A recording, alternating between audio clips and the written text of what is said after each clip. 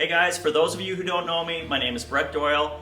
I'm the owner of Outer Limit Sports. We're located at 330 University Avenue in Charlottetown, and we are a really proud supporter and sponsor of both CPEI and the Ridgit Rider program. Today I want to thank you guys for tuning in and joining us. For a couple of minutes, we're going to go over some key things that ourselves and the Ridgit Rider crew want you guys to go over and be prepared so that when you arrive on your first day of Ridgit Riders, that day and every day after is going to be fun and exciting. Now when you arrive out there, there's not going to be enough Ridgit Rider leaders to go over the things that we're going to go over today. There just won't be enough time and enough manpower. So it's really important you stick with us and spend the time with your parents or whoever you have that can help you with these suggestions, because it's going to make this ride and every other ride super fun. So stick with us and let's get started. The first thing we're going to talk about today, guys, is air pressure. So all of your bikes take air. If you're pulling your bike out from the garage or the shed for the first time this season, more than likely you've lost some air pressure over the winter. It's normal. It's not that you're losing air because you have holes in your tire. That may be the case, but generally it's because of the fluctuation in air temperature that naturally starts to lose some air. Now, if you've lost 10 or 15 psi, that's going to make a significant difference in the rolling resistance and the efficiency of those tires. Every tire, including the ones that are on your bikes, are going to have a PSI rating. On this particular bike, the PSI rating is 65. So it's really important that you get a pump out and you check both your front and rear tires and pump those tires up to at or around where the pressure reading is.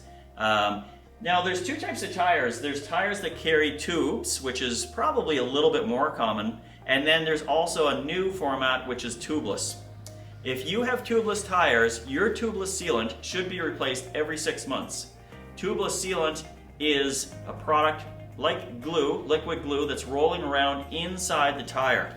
As you get a puncture in your tire, that sealant rushes to where the hole is and seals it so you don't lose any air. It's a great system, but you do have to remember to re-top up that fluid every 6 months. If it hasn't been done all winter, it needs to be done before you land out at the trail. If you have tubes, then that's just a matter of inflating the tire to where the PSI is. There's no real easy way of knowing if it's tubed or tubeless other than the valve, which will sometimes give it away. A simple valve like this typically is a tubed valve, whereas a valve that's a little bit bulky or beefier here at the where it enters the rim is generally going to be tubeless. If you're not sure, you can always take it into us. We can check it for you and tell you which it is and make a suggestion on which way you should go to make sure that the tires are topped up and they're going to be fast and ready for that first ride. So some bikes are going to have tubes, some bikes are going to be tubeless. It's really hard to tell just by looking at the outside of the rim which is which, but this just requires air. This will leak over the winter because of temperature fluctuation. This will leak over the winter because the sealant that's inside it has evaporated. It's really important that we top up that sealant at least once a year to prevent you from getting it flat on the trail. The sealant that we use to put in this is going to look like this or this, and it can be injected into the tire by taking the tire off or by using a sealant injector, something like this, that threads into the valve and injects a precise amount of sealant into it. All of this can be picked up at Outer Limit Sports, or you can drop your bike in and we can do it for you. Okay guys, thanks for sticking with me. We got a couple more tips that are gonna make that first ride really awesome. The next one we're gonna suggest is proper seat height. Most people that we see coming in here don't have the seat adjusted to the right height. A lot of times it's too low. It's really important that we get full leg extension with every pedal stroke. If we're not getting full leg extension, you're losing efficiency on that pedal stroke. Picture kicking a soccer ball. If I told you you had to kick the soccer ball as far as you could, but I tied your leg back like this, you wouldn't be able to kick that soccer ball very far. So we want to get that full leg extension as you're pedaling through. Proper seat height means that when the pedal is at the lowest position, your leg is going to be almost straight. We want to see just a slight bend to your knee, something like this. Now, what sometimes freaks people out about this situation is that when you are in the proper pedaling position with almost full leg extension, that means that you will just barely be able to touch the ground.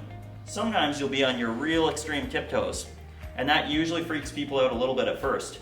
But it's really important that we get full leg extension on every one of those pedal strokes so that you're really efficient. So have your mom or your dad or someone watch you as you cycle around your yard before you get there on your first day of Ridgit Riders, and adjust that seat height so that you're getting full extension. Most seats are going to have a quick release, which makes it really easy to adjust that seat up or down. If your bike doesn't have a quick release, it probably has a bolt on the side, so you may have to borrow a wrench from your mom or your dad.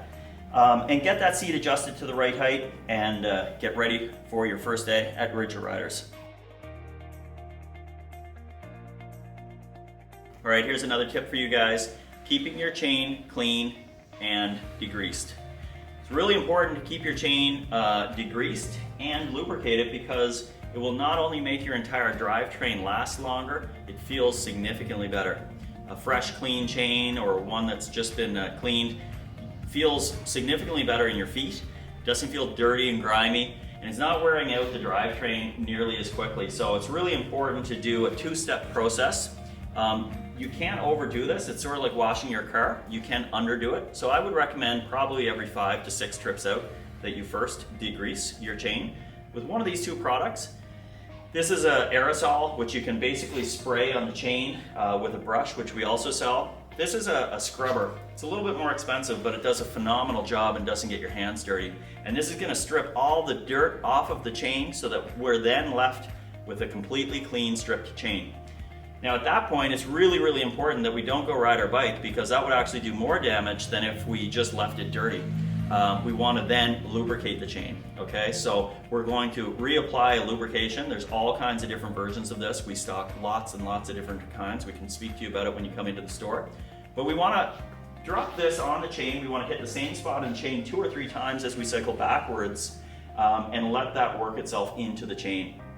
Again, you can't overdo this. You certainly can underdo it. And the last advice I would give you is that your chain should also be replaced. Even when you're cleaning it regularly, about every 1,200 kilometers, it's really important to replace that chain because after 1,200 kilometers, that's when we start wearing out the important stuff like the chain, the cassette and the chain ring. And those are much more expensive than a chain, and it's going to be less expensive for you to replace that chain on a regular basis than it is to leave it and wear everything out and then have to replace the entire drivetrain. So drop in, we can show you some options if you don't have some at home to keep your chain clean and ready to rock and roll. For those of you that have front or even rear suspension bikes, some of those suspensions are air suspension. That means that those have to be adjusted to your weight. Most suspensions will have a reading on the front, a sticker that will indicate what pressure should be put in that fork based on the weight of the rider. If you don't have a shock pump, you can drop in here, we sell them, or you can even just top your shocks up here. But it's a good idea to check those in the spring when we pull our bike out for 2 reasons. One is maybe you gained a little bit of COVID weight over the winter, like some of us. Maybe the shocks have leaked a little bit and you want to check to see if they're still reading what they were in the fall. So it's a good idea to get your shock pump out. If you do have an air suspension, there's usually going to be an air chamber on the front of the fork and also on the rear on the full suspension. The front will have a sticker indicating the weight to go into it in most situations. In most situations, the back is set to your weight. If you're 150 pounds, we're going to put 150 pounds PSI to start out with. That's a starting point. From there, you're going to monitor that after each ride to see how much of the suspension you're using. We basically want to use as much of the full suspension or the front or rear suspension as we can without bottoming out. So we want to come close to bottoming out using as much as we can without bottoming out at each ride. So after a couple of rides, once we go to the recommended rating that the company recommends, we can adjust that suspension up or down in pressure based on your riding style or where you're riding. Okay guys, another helpful tip is to check your brake pads before you go out for that first ride. two main types of brake pads that we're dealing with. One is just going to be a rubber pad that contacts the rim. The other is a disc brake pad contacts the rotor. In either situation, both of these will wear down. They both have indicators on them to give you an idea of what stage they're at. On a rubber pad, you're going to have grooves and a wear line on here that will tell you if or when you should replace them. And on a disc brake pad, basically you're going to be able to see how much of the pad is left. If you don't replace them early enough, you can start to do some damage to either your rim or your rotor, and that can be much more expensive than having to replace your pads just slightly earlier than you might have to anyways. You can check both of these just visually by looking at them. If you want a closer inspection, you can take it into the shop. We'll take a look at that. Sometimes with disc brake pads, if the pad is worn down too much, you might also have to do a brake bleed or a top up of the fluid. And those are things that you may want to leave to us to drop into the show, and we can take care of that.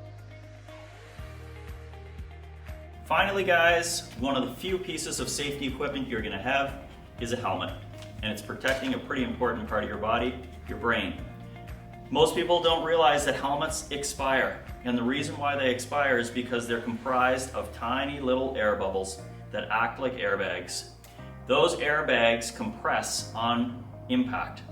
They only compress once, and that's why a helmet is only good for one crash. So if you've had a crash, you should replace your helmet. If you haven't had a crash, you should check to see if your helmet has expired. Typically, helmets will expire every 5 to 8 years, and they will have an expiration date stamped on the inside of the helmet somewhere.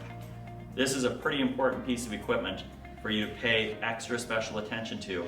If you're wearing a helmet that's expired or has been crashed once, it's really not providing any additional impact support beyond just wearing a shell on your head. It's not absorbing that impact at all. So take a look at that before you go out for your first ride and make sure that your head is protected. So that's it guys. I think I speak for everyone here at Outer Limit Sports, and as well as Ridgit riders and all your leaders when we say that we want to make sure that you have a fun first ride and a fun season. And if you follow a couple of these tips, I think it's going to help with that. We want to thank you guys for all your support. Without your support, we're not able to support CPEI and Ridgit riders. If there's anything you need through the season, make sure you drop in and see us here at Outer Limit Sports, 330 University Avenue.